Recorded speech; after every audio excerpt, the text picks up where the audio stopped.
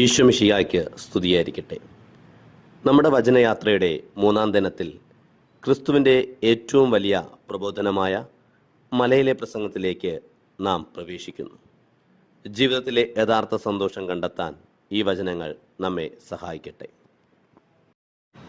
വിശുദ്ധ മത്തായി എഴുതിയ സുവിശേഷം 5-ാം അധ്യായം. സുവിശേഷ വാക്യങ്ങൾ. ജനക്കൂട്ടത്തെ കണ്ടപ്പോൾ യേശു മലയിലേക്ക് കയറി. അവൻ ഇരുന്നപ്പോൾ ശിഷ്യന്മാർ അടുത്തെത്തി. അവൻ അവരെ പഠിപ്പിക്കാൻ തുടങ്ങി. ആത്മാവിൽ ദരിദ്രരായവർ ഭാഗ്യവാന്മാർ, സ്വർഗരാജ്യം അവരുടേതാണ്. വിലപിക്കുന്നവർ ഭാഗ്യവാന്മാർ, അവർ ആശ്വസിപ്പിക്കപ്പെടും. ശാന്തശീലർ ഭാഗ്യവാന്മാർ, അവർ ഭൂമി അവകാശമാക്കും. നീതിക്ക് വേണ്ടി വിശക്കുകയും ദാഹിക്കുകയും ചെയ്യുന്നവർ ഭാഗ്യവാന്മാർ, അവർക്ക് സംതൃപ്തി ലഭിക്കും. കരുണയുള്ളവൻ ഭാഗ്യവാന്മാർ, അവർക്ക് കരുണ ലഭിക്കും. ഹൃദയശുദ്ധിയുള്ളവർ ഭാഗ്യവാന്മാർ, അവർ ദൈവത്തെ കാണും. സമാധാനം സ്ഥാപിക്കുന്നവർ ഭാഗ്യവാന്മാർ, അവർ ദൈവപുത്രന്മാരെന്ന് വിളിക്കപ്പെടും. നീതിക്ക് വേണ്ടി പീഡനമേൽക്കുന്നവർ ഭാഗ്യവാന്മാർ, സ്വർഗരാജ്യം അവരുടേതാണ്. എന്നെ പ്രതി മനുഷ്യർ നിങ്ങളെ അവഹേളിക്കുകയും പീഡിപ്പിക്കുകയും എല്ലാവിധ തിന്മകളും നിങ്ങൾക്കെതിരെ വ്യാജമായി പറയുകയും ചെയ്യുമ്പോൾ നിങ്ങൾ ഭാഗ്യവാന്മാർ. നിങ്ങൾ ആനന്ദിച്ചാഹ്ലാദിക്കുവിൻ, സ്വർഗത്തിൽ നിങ്ങളുടെ പ്രതിഫലം വലുതായിരിക്കും. നിങ്ങൾക്ക് മുമ്പുണ്ടായിരുന്ന പ്രവാചകന്മാരെയും അവർ ഇപ്രകാരം പീഡിപ്പിച്ചിട്ടുണ്ട്. ഭൂമിയുടെ ഉപ്പും ലോകത്തിൻ്റെ പ്രകാശവും. നിങ്ങൾ ഭൂമിയുടെ ഉപ്പാണ്. ഉറകെട്ടുപോയാൽ ഉപ്പിന് എങ്ങനെ വീണ്ടും ഉറകിട്ടും? പുറത്തേക്ക് വലിച്ചെറിഞ്ഞ് മനുഷ്യരാൽ ചവിട്ടപ്പെടാനല്ലാതെ മറ്റൊന്നിനും അത് കൊള്ളുകയില്ല. നിങ്ങൾ ലോകത്തിൻ്റെ പ്രകാശമാണ്.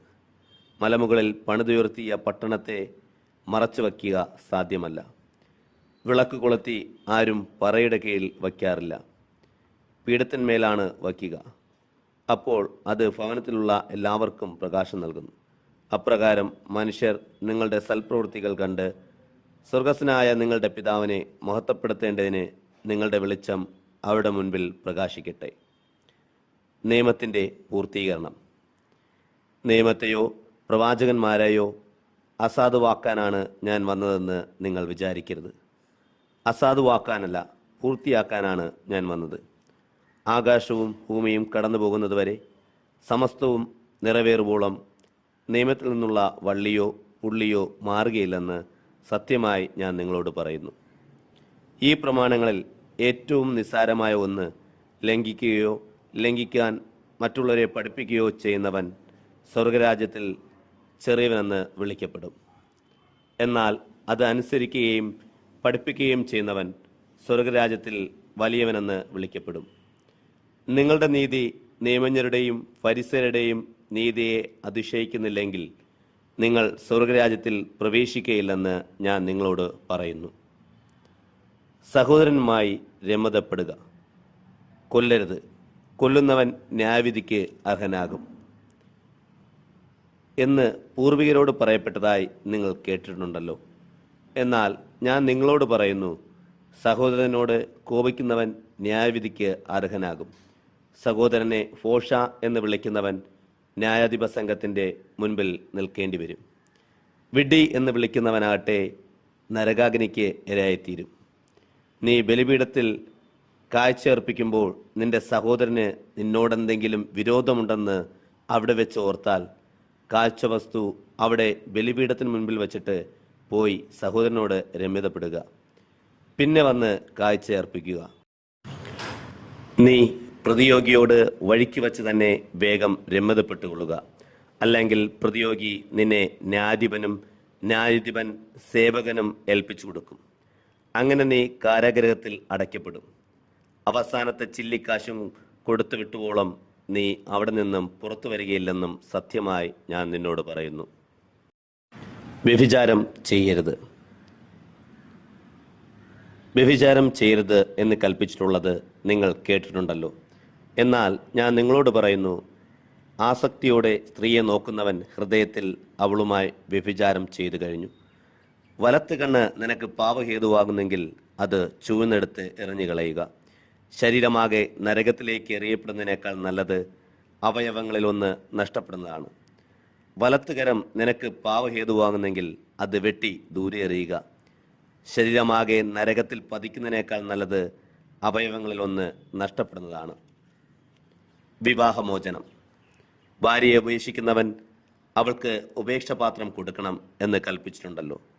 എന്നാൽ ഞാൻ നിങ്ങളോട് പറയുന്നു, പരസംഗം നിമിത്തമല്ലാതെ ഭാര്യയെ ഉപേക്ഷിക്കുന്നവൻ അവളെ വ്യഭിചാരിണിയാക്കുന്നു. ഉപേക്ഷിക്കപ്പെട്ടവളെ പരിഗ്രഹിക്കുന്നവനും വ്യഭിചാരം ചെയ്യുന്നു. ആണയിടരുത്. വേജമായി ആണയിടരുത്. കർത്താവിനോട് ചെയ്ത ശപഥം നിറവേറ്റണം എന്ന് പൂർവികരോട് കൽപ്പിച്ചിട്ടുള്ളതായി നിങ്ങൾ കേട്ടിട്ടുണ്ടല്ലോ. എന്നാൽ ഞാൻ നിങ്ങളോട് പറയുന്നു, ആണയിടുകയേ അരുത്. സ്വർഗത്തെ കണ്ട് ആണയിടരുത്, അത് ദൈവത്തിൻ്റെ സിംഹാസനമാണ്. ഭൂമിയെക്കൊണ്ടും അരുത്, അത് അവിടുത്തെ പാദപീഠമാണ്. ജെറുസലേമിനെ കൊണ്ടും അരുത്, അത് മഹാരാജാവിൻ്റെ നഗരമാണ്. നിന്റെ ശിരസിനെ കൊണ്ടും ആണയിടരുത്, അതിലെ ഒരു മുടിയിഴ വെളുപ്പിക്കാനോ കറുപ്പിക്കാനോ നിനക്ക് സാധിക്കുകയില്ല. നിങ്ങളുടെ വാക്ക് അതെ അതെ എന്നോ അല്ല അല്ല എന്നോ ആയിരിക്കട്ടെ. ഇതിനപ്പുറമുള്ളത് ദുഷ്ടനിൽ നിന്ന് വരുന്നു. തിന്മയെ നന്മ കൊണ്ട് ജയിക്കുക. കണ്ണിന് പകരം കണ്ണ്, പല്ലിന് പകരം പല്ല് എന്ന് പറഞ്ഞിട്ടുള്ളത് നിങ്ങൾ കേട്ടിട്ടുണ്ടല്ലോ. എന്നാൽ ഞാൻ നിങ്ങളോട് പറയുന്നു, ദുഷ്ടനെ എതിർക്കരുത്. വലത്ത് കരണത്തടിക്കുന്നവന് മറ്റേ കരണം കൂടി കാണിച്ചു കൊടുക്കുക. നിന്നോട് വ്യവഹരിച്ച് നിന്റെ ഉടുപ്പ് കരസ്ഥമാക്കാൻ ഉദ്യമിക്കുന്നവന് മേലങ്കി കൂടി കൊടുക്കുക.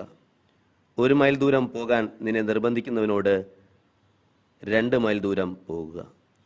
ചോദിക്കുന്നവന് കൊടുക്കുക. വായ്പ വാങ്ങാൻ ഇച്ഛിക്കുന്നവനിൽ നിന്ന് ഒഴിഞ്ഞുമാറുക. ശത്രുക്കളെ സ്നേഹിക്കുക, അയൽക്കാരനെ സ്നേഹിക്കുക, ശത്രുവിനെ ദ്വേഷിക്കുക എന്ന് പറഞ്ഞിട്ടുള്ളത് നിങ്ങൾ കേട്ടിട്ടുണ്ടല്ലോ. എന്നാൽ ഞാൻ നിങ്ങളോട് പറയുന്നു, ശത്രുക്കളെ സ്നേഹിക്കുവിൻ, നിങ്ങളെ പീഡിപ്പിക്കുന്നവർക്ക് വേണ്ടി പ്രാർത്ഥിക്കുവിൻ. അങ്ങനെ നിങ്ങൾ നിങ്ങളുടെ സ്വർഗസ്വനായ പിതാവിൻ്റെ മക്കളായിത്തീരും. അവിടുന്ന് ശിഷ്ടരുടെയും ദുഷ്ടരുടെയും മേൽ സൂര്യനെ ഉദിപ്പിക്കുകയും നീതിമാന്മാരുടെയും നീതിരഹിതരുടെയും മേൽ മഴ പെയ്യിക്കുകയും ചെയ്യുന്നു. നിങ്ങളെ സ്നേഹിക്കുന്നവരെ നിങ്ങൾ സ്നേഹിച്ചാൽ നിങ്ങൾക്കെന്ത് പ്രതിഫലമാണ് ലഭിക്കുക? ചുങ്കക്കാർ പോലും അതുതന്നെ ചെയ്യുന്നില്ലേ? സഹോദരങ്ങളെ മാത്രമേ നിങ്ങൾ അഭിവാദനം ചെയ്യുന്നുള്ളൂവെങ്കിൽ വിശേഷവിധിയായി എന്താണ് നിങ്ങൾ ചെയ്യുന്നത്?